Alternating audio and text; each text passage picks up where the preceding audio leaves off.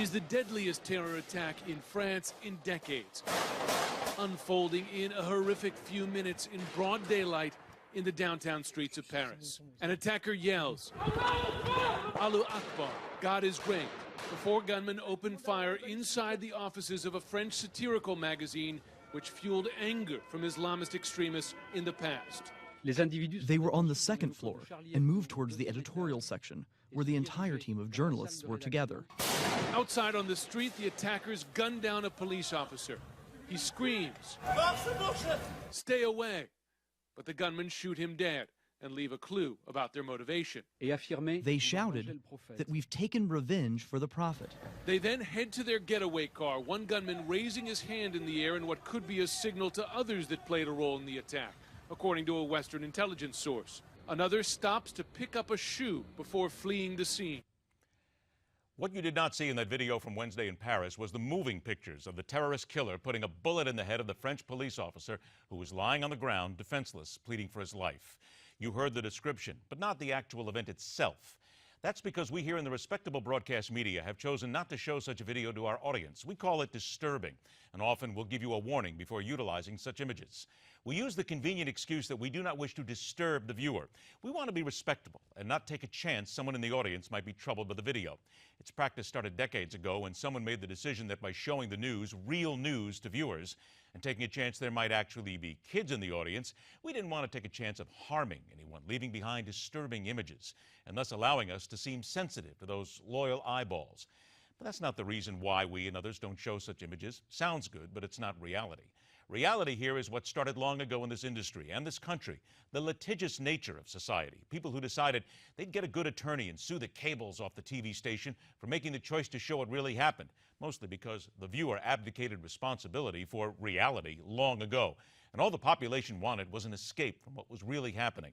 Show us some good news was the cry. We don't want to come home to work and from work and be bombarded by disasters. Let us hide away in our safe and secure little cocoon as we try to convince ourselves the world didn't hold nightmares. Evil couldn't touch us if we didn't see it with our own eyes. We need more good news to talk about, not all this sensationalistic refuse.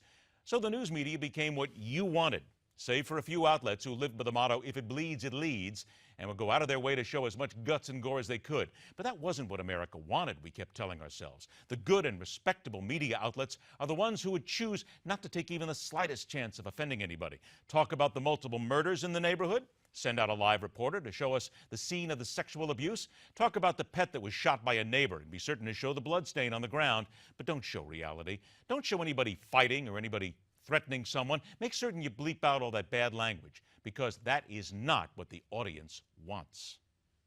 Do you think you are? I know who are you? You know what, sweetie pie? Look. Who are you? Who the is Renee Graziano? She me off once the girls' night out. She's not doing it again at breakfast. This is ridiculous. This is classless. You see, that's the reality America wants, and America gets every day. Foul-mouthed, ready to throw down, show how frightfully stupid someone can be just for the entertainment of an enraptured audience. We're told that's a reality that you want. All made up, fluffed up, Botoxed and siliconed. But no big deal because we know it's not reality, but we pretend it is. Just don't show news because it might desensitize us, disgust us, maybe even make us callous to what is real reality. Maybe we in America and a good part of the world need to see that shot being fired into the brain of a helpless person several times, living color and high def, and see it again, right in our living rooms, because maybe then we'll be able to understand the reality of evil in this world, the reality of what happens when terrorists decide to kill the innocents in the name of God, and stop playing this politically correct footsie with murderers who would just as soon put a bullet in the head of your loved one, run over a kid with a car, slice open a woman's throat, all in the name of revenge, politics, hate, and God.